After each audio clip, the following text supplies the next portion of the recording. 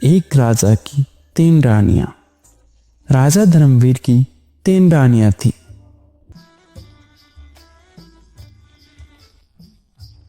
तुम बिल्कुल सही समय पर आई हो। मुझे देखो और बताओ मैं कैसी लग रही हूँ। मैं उन 2 रानियों से ज्यादा सुंदर हूँ ना? छोटी रानी जी, आपकी सुंदरता के आगे भला बड़ी रानी कहीं टिक पाती है? और आपका ये हार आपकी सुंदरता को और बढ़ा रहा है। रानी जी, मैं अभी अभी मछली रानी के यहाँ से आई हूँ।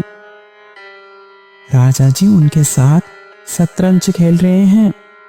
दासी ये बात जानती थी कि काजल दोनों रानियों से चिढ़ती है, इसलिए वह उन्हें दोनों के खिलाफ बिड़खाती थी। आज तुम हमसे नहीं जीत सकती रुक्मणी, आज हम तुम्हें हरा देंगे। ऐसा कभी नहीं हो सकता महाराज। शतरंज में मुझे कोई हरा नहीं सकता।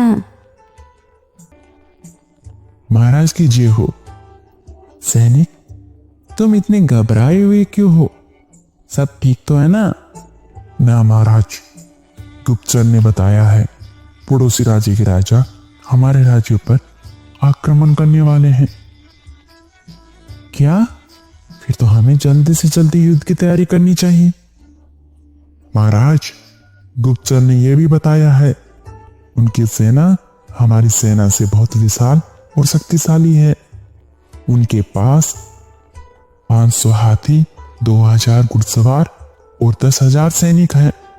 इतनी विशाल सेना से हमारी सेना भला जीत सकती है? अब हम क्या करें? हमें रुक्मणी से सलाह लेनी होगी। आप बिल्कुल ठीक कह रहे हैं महाराज। रुक्मणी के पास कोई ना कोई रास्ता होगा, वह हमें मुसीबत से बचा लेगी। तुम्हारी तरकीब काम आ गई रुक्मणी। अब हमारा राज्य सुरक्षित है। हमारे राज्य में तुमसे होशियार कोई भी नहीं है। मैं तेरा ये घमंड तोड़ दूंगी। तुम किस तरह की बातें कर रही हो? काजल, मैं सही कह रही हूँ। तुम रुक्मणी से किस तरह से बातें कर रही हो? तुम इस राज्य की छोटी महारानी हो। तुम्हें इस तरह की बातें करना शोभा नहीं देता। कोई बात नहीं दीदी, काजल अभी छोटी है, नादान है। मुझे इसकी बातों का बुरा नहीं लगा।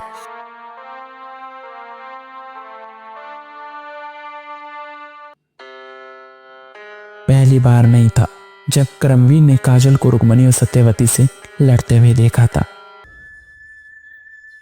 हम राजपाट से संन्यास से लेकर एक सन्यासी की तरह वन में अपना बाकी जीवन बिताना चाहते हैं। लेकिन महाराज, आप अचानक ऐसा करना क्यों चाहते हैं? क्योंकि हमारा हृदय परिवर्तन हो चुका है। महाराज, मैं आपको कहीं नहीं जाने दूंगी। मैं आपके बिना रह नहीं पाऊंगी महाराज।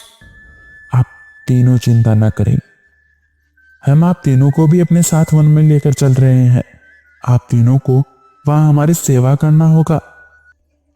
महाराज, आप जहाँ रहेंगे मैं भी आपके साथ वहीं रहूंगी। मैं आपको कभी अकेला नहीं छोड़ सकती। मुझे माफ कर दो दीदी। भला तुम मुझसे माफी क्यों मांग रही हो? मुझे तुम्हारी किसी बात का बुरा नहीं लगता। तुम तो मेरी छोटी बहन जैसी हो। तुम्हारे हाथ में तो खून बह रहा है काजल। ये लो, मैं भी पट्टी बांध देती हूँ। लगता है आपकी तरकीब काम आ गई मंत्री जी। रात में जो कुछ हुआ उसके बाद काजल का व्यवहार बदल गया है। अब हम हमारी तीनों रानियों के साथ एक साथ रहेंगे। अब हमें उन तीनों को सच बता देना चाहिए। नहीं महाराज, अभी थोड़ा रुकिए।